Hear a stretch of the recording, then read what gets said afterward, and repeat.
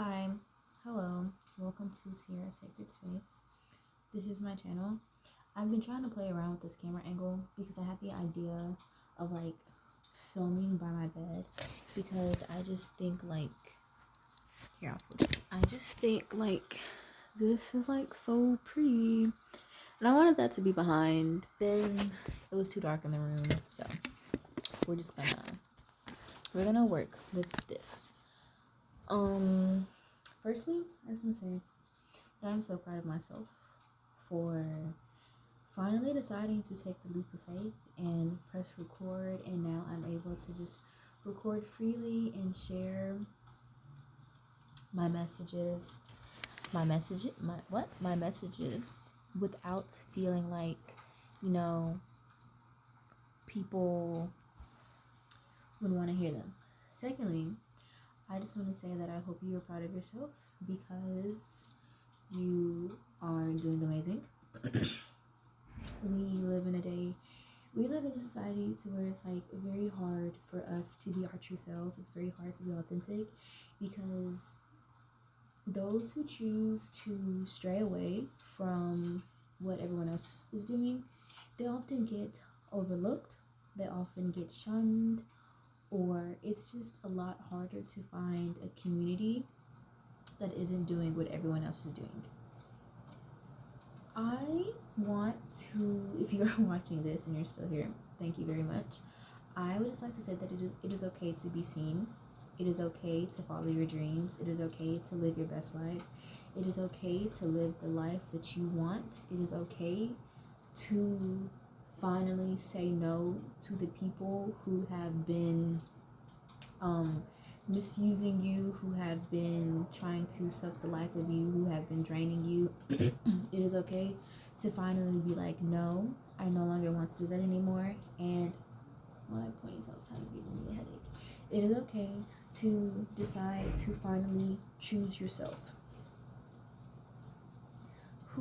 As someone who was a chronic people pleaser up until maybe 2 years ago, maybe even a year ago, I want to say that the process of finally choosing yourself is in fact very scary, very daunting, because people pleasers also come, at least for me, I was a people pleaser because my needs were never met, and I thought that okay, if I keep doing this for everyone else, then that means someone's eventually going to do that to me.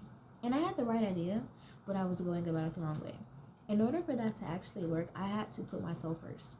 I had to start putting myself first. I had to start saying yes to myself. I had to stop being so mean to myself. I had to stop doubting myself. I had to stop telling myself that we couldn't do things because I was afraid. And once I started doing that, it kind of got a lot easier.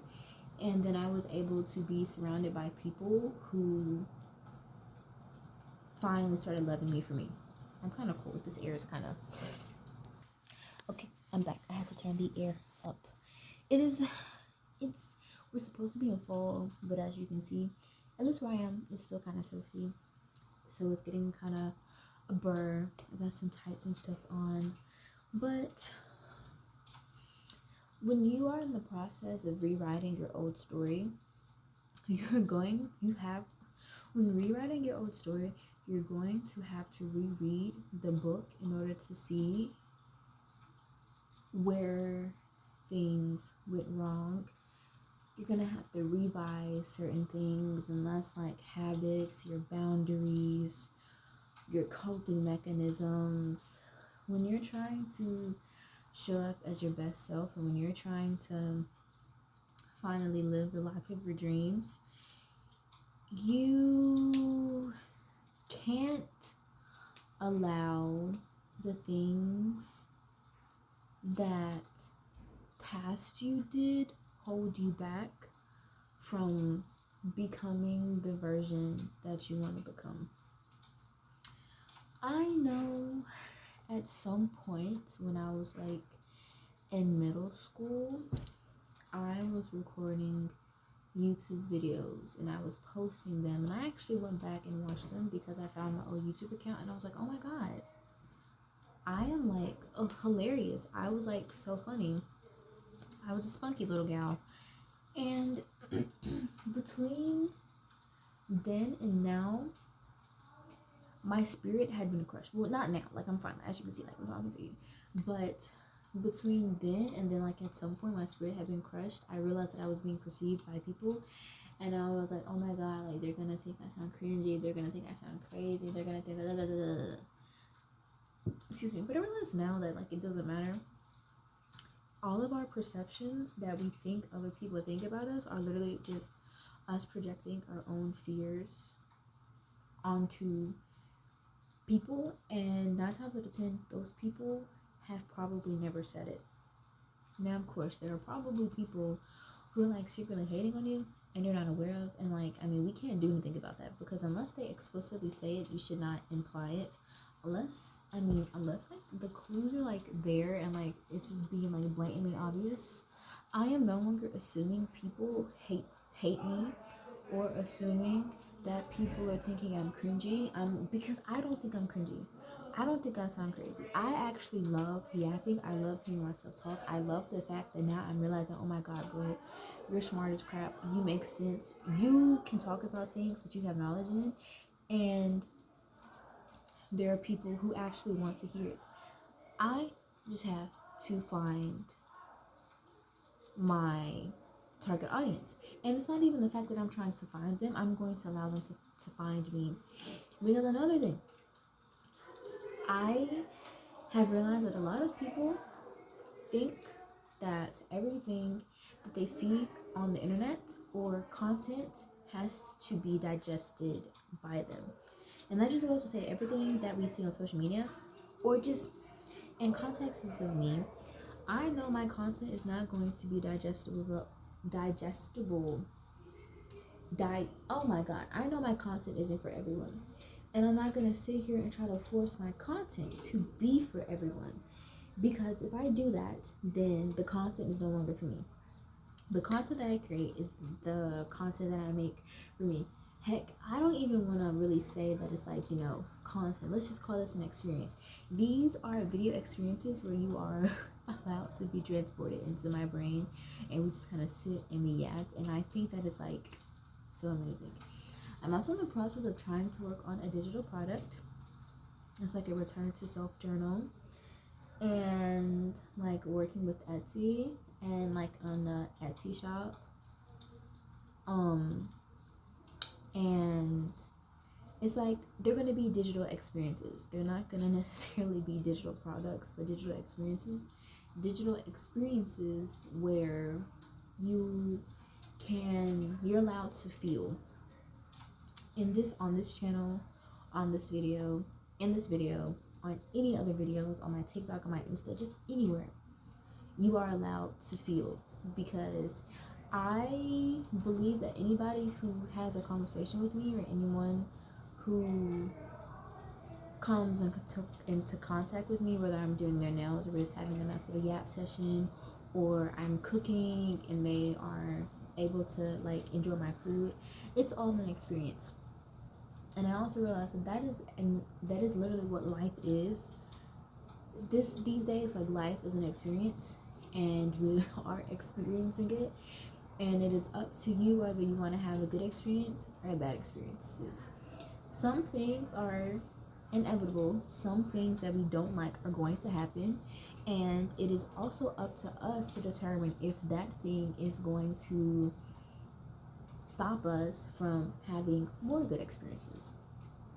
I have been through some things that some would probably have crumbled from, and I am like so glad that there is a musty taste in my mouth because of this salsa, and it's driving me insane. Got a lifesaver. Did y'all know that if you bite these, they actually produce a little spark?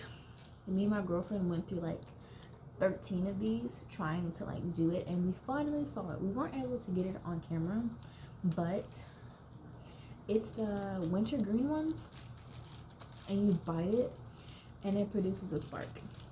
Just Google it. It will tell you. It'll tell you. But I forgot what I was talking about. But like, it is up to us if we want to choose to persevere. Because bad things happen, like bad experiences happen, heartbreak. You all still have trauma we're healing from. But the question is, are we going to be a victim of that trauma?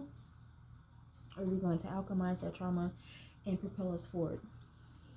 I firmly believe the reason why I'm able to like just be so happy go lucky and optimistic and like stand firm in knowing and believing that I'm going to be living my best life is because at first it was spite. I'm like, if these people have the audacity to treat me the way that they treat me, I quite literally have no choice but to live my best life. And then as I was saying it, it was like, wait, actually no, I just want to live my best life because life is too short to be stuck being like spiteful or trying to get revenge on like exes or like ex-friends. I'm like, no, absolutely not. We are going to spend our time and our energy on becoming the best version of ourselves. Because I can tell you guys like a story. Guys, in my organizational communications class, we learned that, guys, is like some people don't like being called that because like they think that you're referring to them as guys. But a lot of me and my fellow classmates were like, guys, it's just one of those things that, like you just say, like, that we're not calling you like a male or something. Same with like bro. Bro was also just one of those like, gender neutral type of terms. Or like girly pop. Girly pop was also like one of those just like gender neutral terms. But I can tell you all a story time of how I realized that I had a friend who disliked themselves so much to where they started to project that onto me. But I quickly realized that it was never me. It was all them. But that's a story for another day. But yeah, no. Like, live your best life. It is okay to be seen. Because would you rather live inside your own head wishing you could do everything that you see other people doing and seeing everyone else's accomplishments, but you're too afraid to do so? Would you rather be scared out of your mind, taking a leap of faith and trying to achieve those goals? Because something's got to give. And we are all capable. You watching this, you are very capable. You can achieve anything you set your mind to. And do not let anyone tell you otherwise. Because you're amazing. I'm amazing. We are all amazing. And yeah, that's it. That's all. Thank you for watching. Bye bye.